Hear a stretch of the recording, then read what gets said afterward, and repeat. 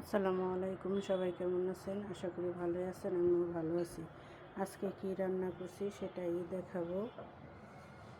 আজকে দুপুরের আয়োজন, এখানে রান্না করেছি রুই মাছ, ফুলকপি, সিম, আলু দিয়ে।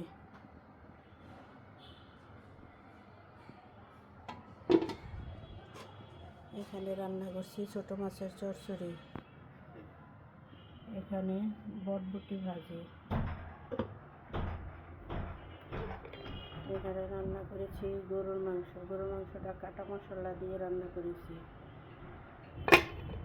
আর আছে ডাল, পাতলা ডাল রান্না করেছি।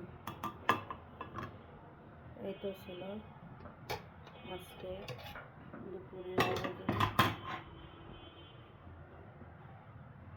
কেমন হয়েছে সবাই কমেন্টে জানাবেন।